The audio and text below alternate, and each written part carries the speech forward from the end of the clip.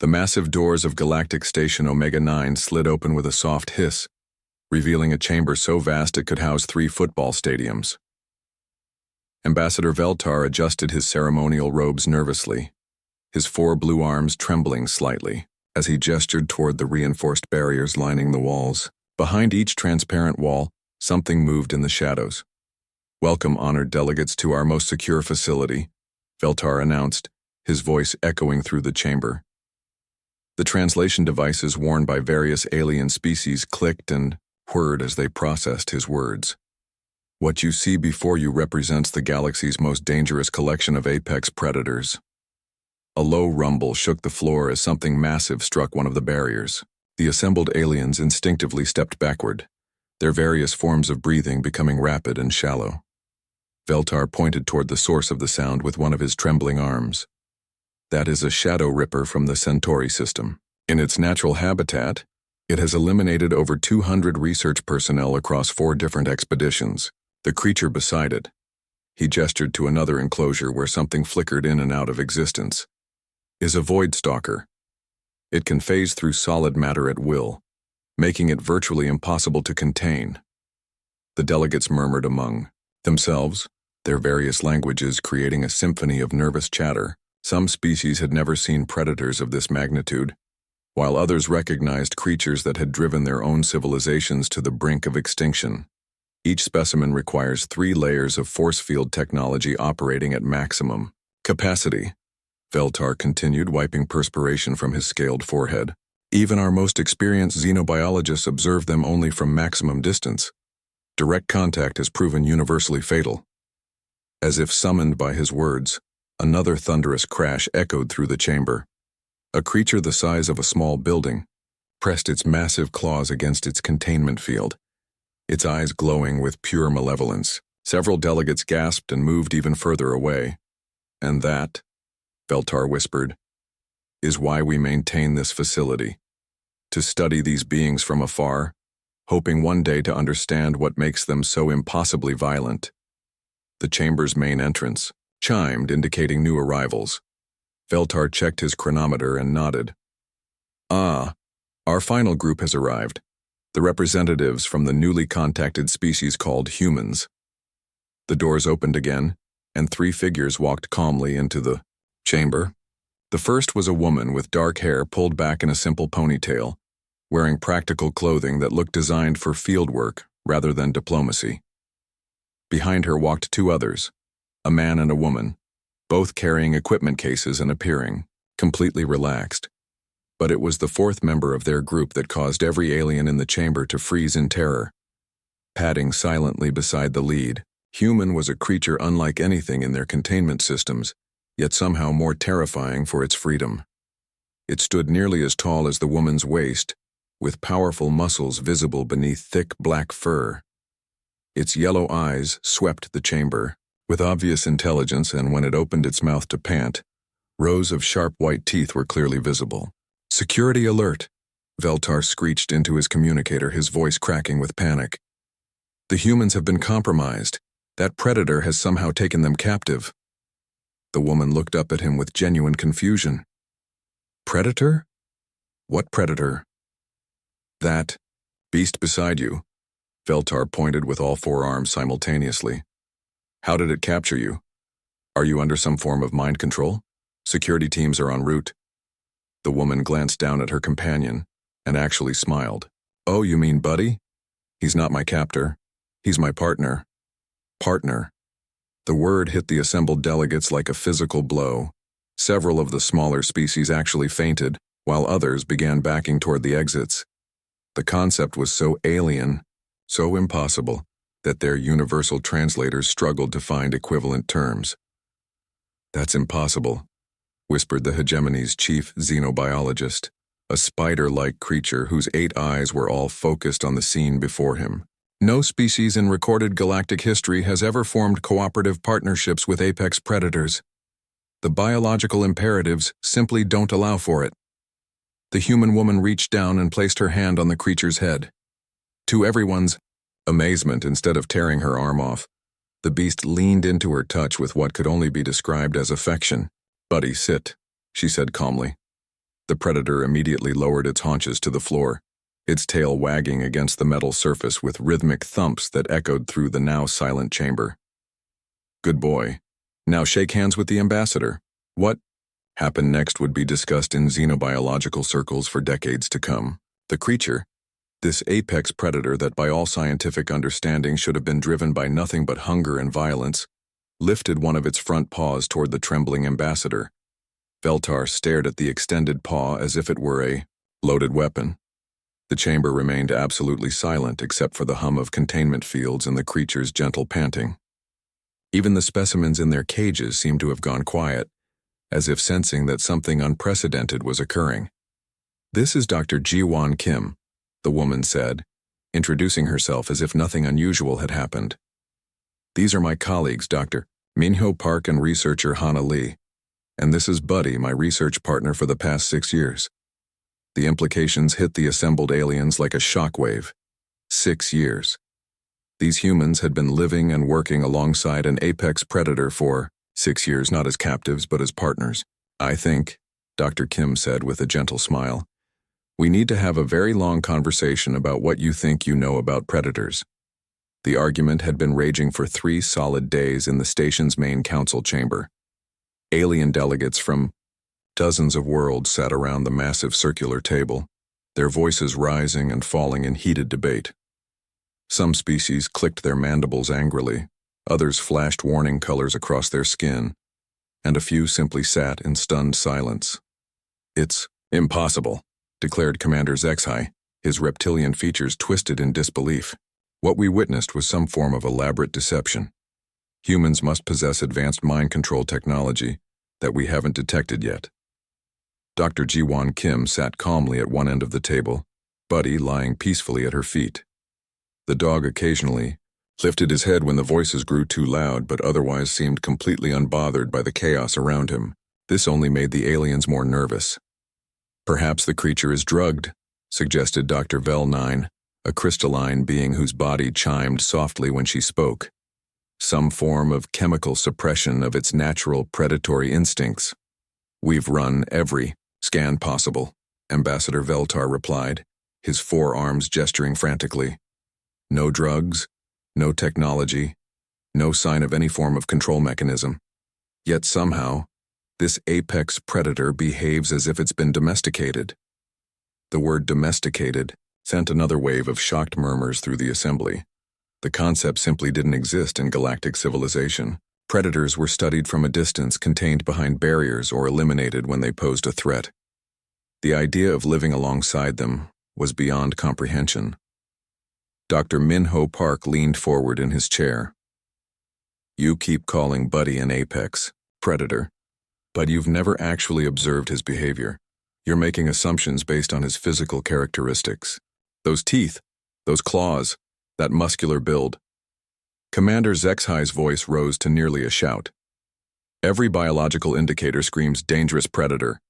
Our scanner readings confirm he could easily kill any being in this room." "Could, yes," Dr. Kim agreed quietly. "But would he? That's the question you should be asking." The chamber fell silent. It was such a simple statement, yet it challenged everything they thought they knew about predator behavior. For thousands of years, galactic civilization had operated on the assumption that apex predators were driven purely by instinct, by an uncontrollable urge to hunt and kill. Research specialist Hana Lee pulled out a small device and placed it on the table. "This contains behavioral data from Earth spanning over 10,000 years. Humans have been forming partnerships with what you call apex predators for longer than your recorded history." "Prove it," came a voice from the back of the chamber. "Show us your most dangerous specimen." The challenge hung in the air like a physical presence. Dr. Kim looked around the table, meeting the eyes of various alien species. Some looked hopeful, others terrified, but all were waiting for her response. "Very well," she said simply. "Show me yours." The color drained from Ambassador Veltar's scales. "You can't possibly mean your most dangerous specimen. The one you mentioned earlier. The creature that's killed every researcher who's tried to study it." "The Crimson Maw in Section 7, Commander Zexhai whispered. It's been in maximum containment for 3 years. 3 layers of force fields, automated defense systems, sedative gas dispensers. Nothing has worked. Take me there. The journey through the station's corridors felt like a funeral procession. Word had spread among the crew, and hundreds of beings lined the walkways to witness what they assumed would be humanity's final mistake. Some held recording devices, determined to document the moment when human arrogance finally met its match. The viewing chamber for Section 7 was smaller than the main exhibition hall, designed for observation from maximum safe distance. Through reinforced, transparent aluminum, they could see the containment area beyond. Triple force fields hummed, with deadly energy, their barriers shimming like heat waves. Behind those barriers, something moved. The crimson maw was massive, easily the size of an earth elephant, with deep red hides scarred from countless battles. Crystalline spikes jutted from its shoulders and spine, each one capable of punching through armor plating. Its eyes held nothing but pure, concentrated rage. But it was the creature's behavior that told the real story. It paced endlessly, in a tight pattern, the same 7 steps repeated over and over, occasionally pausing to ram its head against the force field barriers. Its breathing was rapid and shallow, and a constant low growl rumbled from its throat. It hasn't stopped moving in 3 years, the station commander explained nervously. We've tried every form of sedation known to science. Energy dampeners, neural disruptors, even experimental calming frequencies. Nothing works. It just keeps pacing and growling. Dr. Kim studied the creature's movements carefully, noting the repetitive pattern, the way it favored its left rear leg, the constant state of agitation. How long has it been in isolation? Since we captured it, it killed 3 research teams before we managed containment. And before that, what was its natural habitat like? The commander looked confused. Natural habitat? It's a killing machine. We assumed it lived alone, hunting whatever it could find. Dr. Kim turned to face the assembled aliens. On Earth, we learned something important about creatures like this. Isolation doesn't make them safer. It makes them insane. She walked closer to the viewing window, Buddy following calmly at her side. The crimson maw stopped pacing and fixed its burning gaze on them through the barriers. This creature isn't angry, Dr. Kim said quietly. It's suffering from severe psychological trauma. 3 years of solitary confinement have driven it to the edge of madness. Impossible, Commander Zexhai protested. Our psychological scanners detect no higher brain functions. It's a simple predator operating on pure instinct. Your scanners are looking for the wrong things, Dr. Minho replied. They're designed to detect cognitive patterns similar to your own species, but intelligence comes in many forms. Dr. Kim made a decision that would change galactic history. Lower the first barrier. The command center erupted in protests, but she stood firm. I need to get closer to properly assess its condition. Against every protocol, every safety regulation, and despite formal objections from a dozen species, the first force field was deactivated. Dr. Kim approached the second barrier with only Buddy beside her. The crimson maw stopped pacing entirely and focused its attention on this strange new development. For the first time in 3 years, it was seeing something other than empty walls and energy barriers. Dr. Kim sat down cross-legged on the floor, Buddy lying calmly beside her. She didn't speak, didn't move, didn't try to make contact. She simply sat in peaceful meditation while the creature stared at her through the remaining barriers. Minutes passed. Then an hour. The assembled aliens watched in stunned silence as something impossible began to happen. The crimson maw's breathing began to slow. Its constant growling faded to silence. For the first time in 3 years, it stopped pacing. And then, to the amazement of everyone watching, the galaxy's most dangerous predator lay down and went to sleep. The news traveled faster than light itself across the galactic communication networks. Within hours of the Crimson Maw incident, every major news outlet in hegemony space was broadcasting the same impossible story. Humans had somehow calmed the galaxy's most violent predator, using nothing but patience and understanding. On the mining world of Zereth Prime, Foreman Koldan watched the broadcast with growing excitement. His scaled hands gripped the communication device so tightly it began to crack. For months, his mining operations had been completely shut down by creatures that materialized out of thin air to attack his workers. Phase wolves, they called them. Beings that could shift between dimensions, appearing inside sealed equipment and armored vehicles without warning. "Get me a direct line to the Hegemony Council," he barked at his assistant. "I don't care what it costs." Halfway across the galaxy, on the agricultural world of Koresh 4, Governor Zaltine was having the same thought. Her insectoid features twitched, with barely contained hope as she watched the humans demonstrate their impossible abilities. Outside her underground bunker, the capital city lay in darkness. Plasma bears, creatures of living energy, had consumed every power source on the planet's surface. Her entire civilization had been forced underground, slowly starving as their crops withered without artificial light. The emergency council session convened within 48 hours, faster than any government body in galactic history. Representatives from over 100 worlds crowded into the chamber, each carrying reports of their own predator crises. The air hummed with desperate energy as species after species stepped forward to share their stories.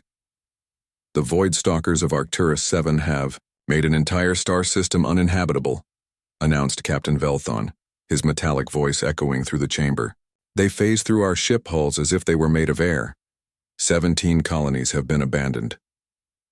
"The crystal serpents of the Magellanic clouds," added Representative Zixara, her crystalline body chiming with distress. "They burrow through our cities, consuming the minerals our species needs to survive.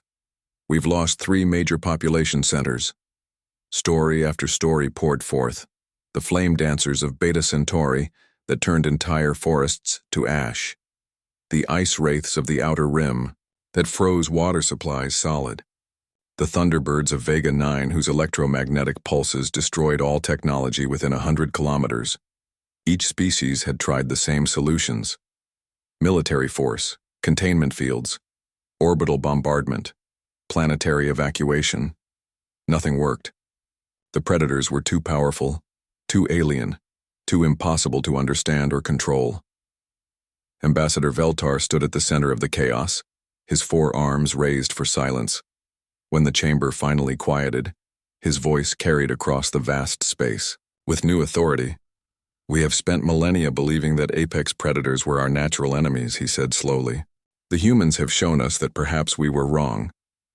Dr. Jiwon Kim entered the chamber with her team, Buddy walking calmly beside her as always. The sight of the Earth creature still caused ripples of nervous movement through the alien assembly, but fear was now mixed with something else. Hope. "We've received over 300 requests for assistance in the past 2 days, Dr. Kim announced, scrolling through data on her portable device. "Every case involves species that have been labeled as uncontrollable apex predators." Dr. Minho, Park stepped forward with a holographic display showing energy patterns from across the galaxy. "What's interesting is that most of these incidents began recently, within the last century of galactic expansion. Before that, these creatures lived in relative harmony with their environments." Harmony? Governor Zaltine's translator barely managed to convey her disbelief. "The plasma bears have destroyed everything we built." "Have they?" asked researcher Hana Lee, bringing up detailed scans of Koresh 4. "Or have your industrial developments disrupted something that was already there?" The holographic display shifted to show energy flow patterns across the planet's surface. Natural electromagnetic currents that had existed for millions of years, now broken and redirected by cities, factories, and power plants. "These aren't random attacks," Dr. Kim explained, her voice carrying the weight of revelation. "They're migration patterns. The plasma bears are trying to follow ancient pathways that no longer exist." The chamber erupted in excited chatter as the implications sank in. Species that had been at war with apex predators for decades suddenly saw their conflicts in an entirely new light. Foreman Koldan leaned forward in his seat. "What about the phase wolves? They attack without warning, without pattern." Dr. Sujin Cho, the marine specialist who had just joined the human team, pulled up mining records from Zereth Prime. "Actually, there is a pattern. The attacks always happen in the same locations, always during your planet's winter season. She overlaid geological surveys with attack reports, and a clear picture emerged. Every incident occurred directly above underground cave systems and always during the months when the planet's harsh surface temperatures would force any creature to seek shelter. They're not attacking your miners, Dr. Cho concluded. They're defending their nurseries. The revelation hit the assembly like a shockwave. Decades of warfare, billions of credits in military expenditure, entire civilizations driven to the brink of extinction, all because they had failed to understand what the predators actually wanted. A response team must be assembled immediately, Ambassador Veltar declared. If the humans are correct, if these creatures can be reasoned with, then we may be able to end conflicts that have raged for generations. Within hours, the human specialists were boarding transport ships bound for the galaxy's most dangerous worlds. Dr. Kim stood at the viewport as they departed the station, watching the stars wheel past. Buddy sat beside her, his presence a calm reminder of what was possible when two very different species learned to understand each other. Are you ready for this? Dr. Minho asked, joining her at the observation deck. Dr. Kim smiled, scratching behind Buddy's ears. We've been ready for thousands of years. We just didn't know the galaxy needed us yet. Their first destination appeared on the navigation display, Koresh 4, where plasma bears threatened an entire civilization. It would be humanity's first real test on a galactic stage with millions of lives hanging in the balance. The age of human-alien cooperation was about to begin. The transport ship descended through Koresh 4's atmosphere like a falling star, its hull crackling with electrical discharge from the storm clouds above. Dr. Jiwon Kim pressed her face to the viewport, watching bolts of pure energy dance across the sky. These weren't natural lightning storms, they were feeding grounds. Incredible, whispered Dr. Sujin Cho, her marine biology background making her appreciate the sheer scale of what they were witnessing. The energy density readings are off the charts. These creatures are literally eating the planet's electromagnetic field. Below them, the once thriving capital city of Koresh 4 lay in complete darkness. Massive towers that had once reached toward the stars now stood as empty shells, their power cores drained completely dry. Streets that should have been bustling with alien life were eerily silent, lit only by the occasional flash of a plasma bear moving through the abandoned buildings like a ghost made of lightning. Governor Zaltine met them at the underground spaceport, her insectoid features drawn with exhaustion. Her normally iridescent carapace had dulled to a sickly gray, a sign of severe stress in her species. Behind her, crowds of refugees huddled in the artificial light of emergency generators, their eyes filled with the hollow look of beings who had lost everything. They came without warning 6 months ago, she explained as she led the human team through the underground tunnels. First just one or two, feeding on our power grid during the night. Then dozens. Now there are hundreds of them roaming the surface, and they never stop feeding. Dr. Minho Park studied the energy readings on his portable scanner, frowning at the data. This doesn't match typical predator behavior. Most creatures feed periodically, then rest. These readings suggest constant activity. Because they're not feeding, Dr. Kim realized suddenly. They're trying to get somewhere. The governor stopped walking and turned to face her. What do you mean? On Earth, we have animals that migrate thousands of kilometers following magnetic fields, ocean currents, even star patterns. They don't stop to rest because stopping means getting lost. Dr. Kim pulled up holographic displays of the planet's electromagnetic grid. Show me what Koresh 4 looked like before industrialization. The historical data painted a completely different picture.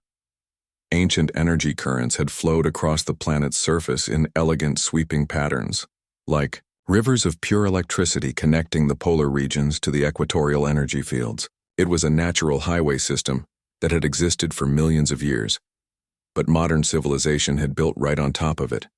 Cities, factories, and power plants had been constructed directly over the most powerful energy streams, completely disrupting the natural flow. The plasma bears weren't attacking random targets, they were desperately trying to follow pathways that no longer existed. We need to go to the surface, Dr. Kim announced. Absolutely not, Governor Zaltine's translator buzzed with alarm. The radiation levels alone would kill you in minutes, and if the plasma bears detect you, they won't hurt us, Dr. Kim said with quiet confidence. They're not hunters. They're lost. The elevator ride to the surface felt like ascending into hell itself. The radiation detectors clicked frantically as they rose through the planet's crust, and by the time they reached ground level, the readings were well into the danger zone for most species. But humans, it turned out, had evolved on a planet with its own electromagnetic challenges, and their natural radiation tolerance was higher than most aliens realized. The surface of Karesh 4 was a wasteland of twisted metal and drained buildings. But it was also breathtakingly beautiful. Creatures of pure energy drifted between the structures like living auroras, their forms shifting and flowing in patterns that defied physics. The largest one stood 15 meters tall, their bodies crackling with enough power to light entire cities. Dr. Sujin set up her monitoring equipment while Dr. Minho began mapping the creature's movement patterns. Within hours, a clear picture emerged. The plasma bears were following invisible pathways, trying to recreate the ancient energy flows that had been severed by urban development. "Look at this," Dr. Sujin called out, pointing to her scanner readings. "They're not random at all. Every movement corresponds to the original electromagnetic grid. They're trying to repair the damage." Working with Karesh 4's engineering teams, the humans designed a solution that seemed impossible at first glance. Instead of fighting the plasma bears, they would help them. Electromagnetic guideposts were constructed along the ancient pathways, creating artificial rivers of energy that the creatures could follow safely around population centers. The first test came at dawn. A massive plasma bear, its form crackling, with deadly energy, approached the first guidepost. Governor Zaltine and her advisors watched from a safe distance, their faces twisted with fear and hope in equal measure. Dr. Kim stood beside the electromagnetic beacon, completely exposed and vulnerable. The creature towered over her, easily capable of reducing her to ash with a single touch. For a moment that seemed to last forever, human and energy being regarded each other across an impossible gap of biology and physics. Then the plasma bear began to follow the guide beam. Within days, the pathways were complete, and the change was miraculous. The creatures that had terrorized Karesh 4 for months became gentle giants, following their restored migration routes with the majesty of cosmic whales. Power began returning to the cities as the bears moved away from population centers toward their natural feeding grounds.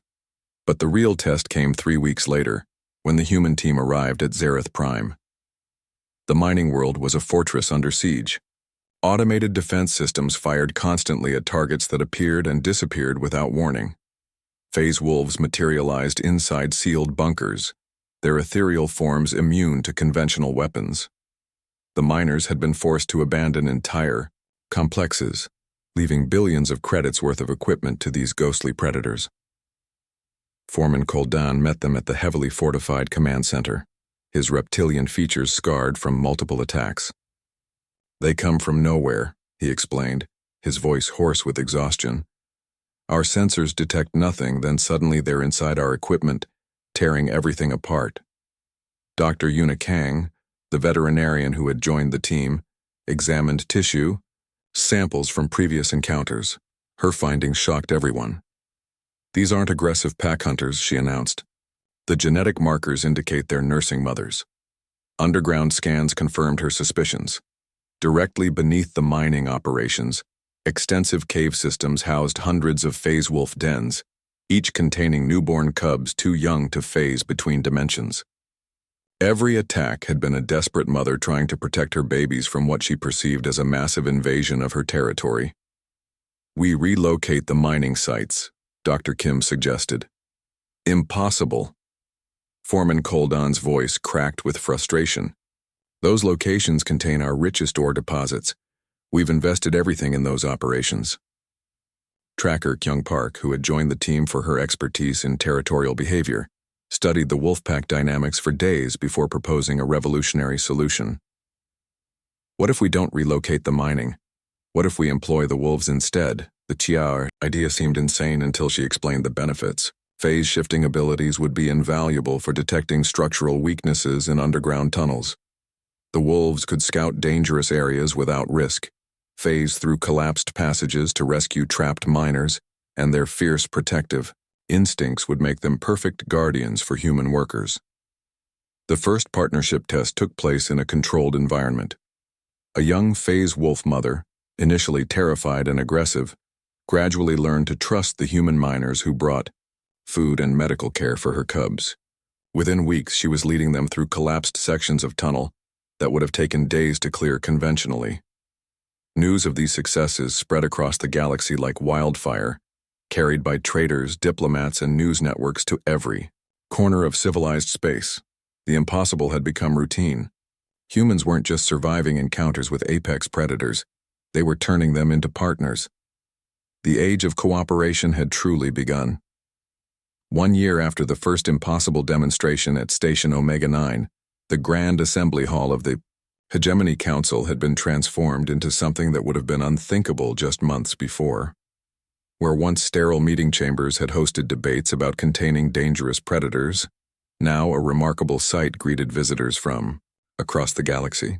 Void stalkers, those massive creatures once considered the most dangerous beings in known space, moved gently through the hall carrying construction materials in their powerful jaws. Their crystalline claws, once instruments of terror, now delicately manipulated holographic displays alongside alien engineers. In one corner, a group of plasma bears provided clean energy to the building systems, their forms crackling with controlled lightning as they fed power directly into the station's grid. Most shocking of all, phase wolves phased in and out of solid walls, their ghostly forms carrying messages between different sections of the complex. What had once been the galaxy's most feared security threats had become the most efficient delivery system ever devised.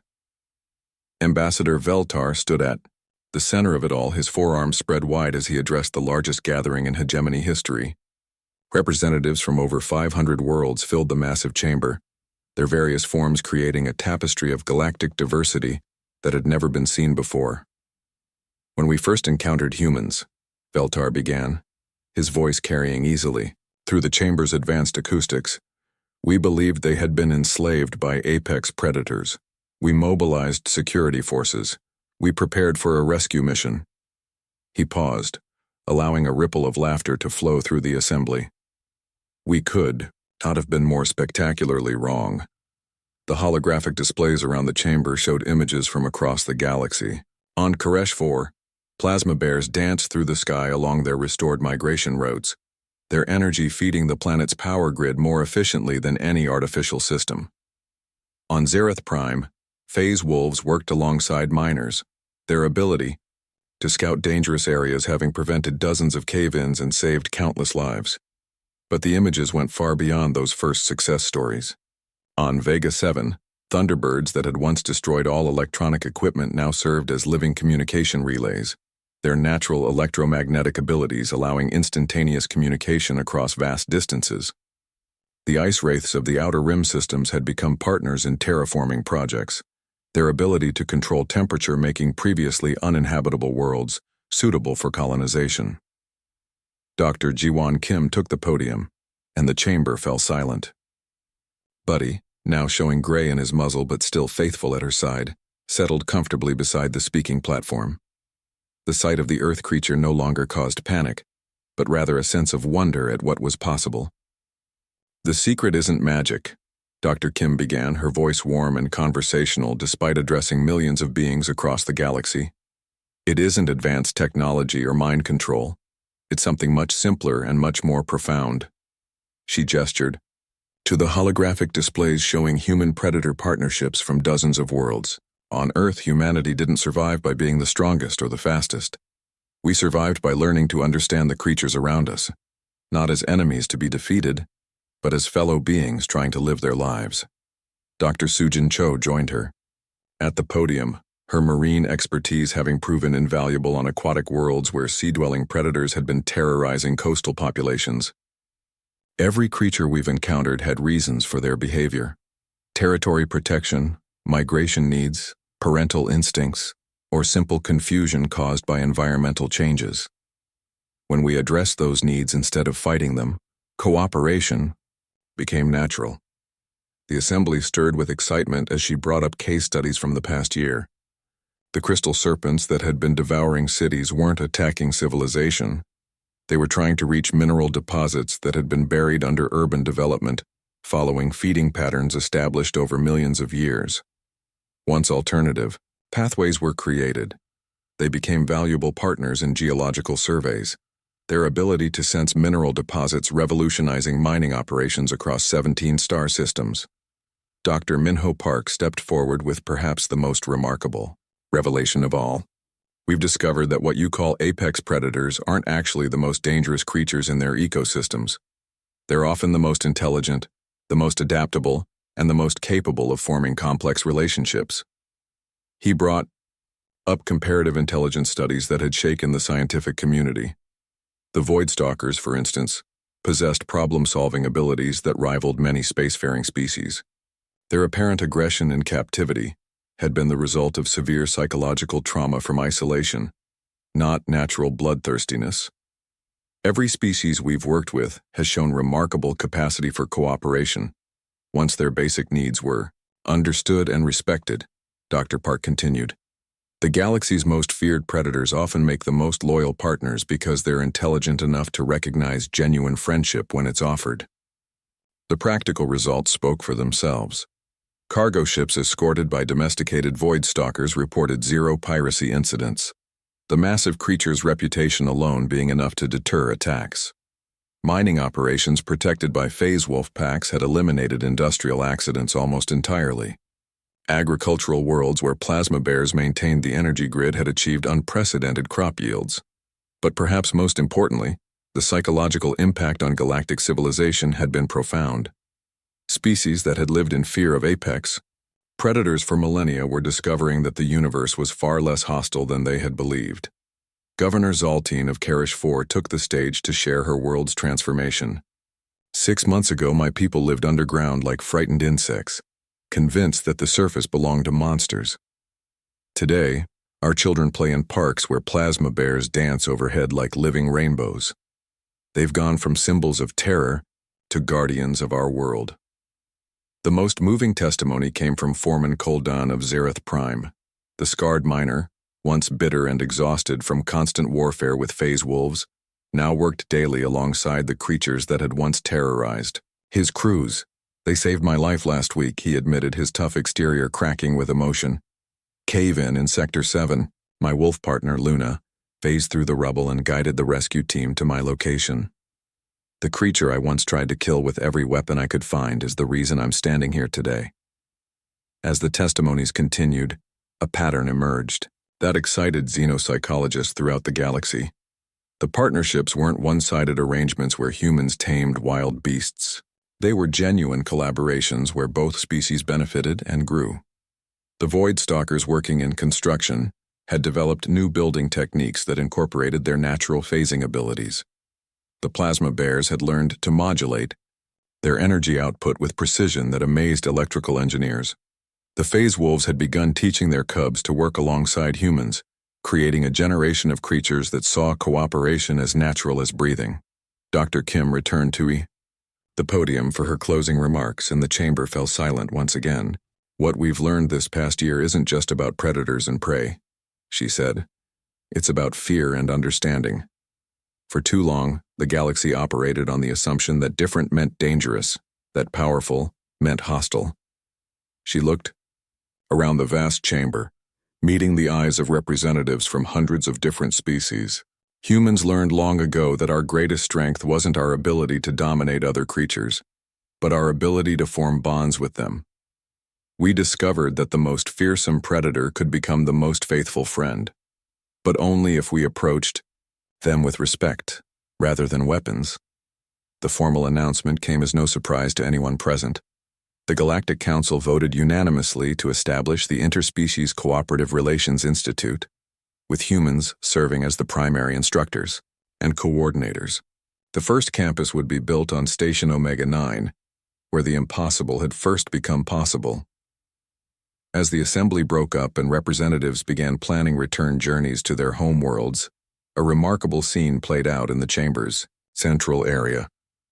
Buddy, the simple Earth dog who had started it all, found himself surrounded by juvenile creatures from across the galaxy. Young void stalkers, phase wolf cubs, and even tiny plasma bear offspring played together under the watchful eyes of their parents and human partners. Dr. Kim watched from the observation deck, a smile playing across her face as she saw the future taking shape before her eyes. In a single generation, the galaxy's most feared predators had become beloved companions. Children of dozens of species were growing up in a universe where friendship transcended biology, where understanding conquered fear. The age of human-animal cooperation hadn't just begun.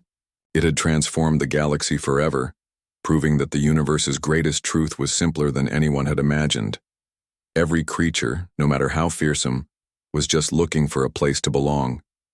And sometimes, all it took was someone willing to offer their hand in friendship rather than raise it in violence.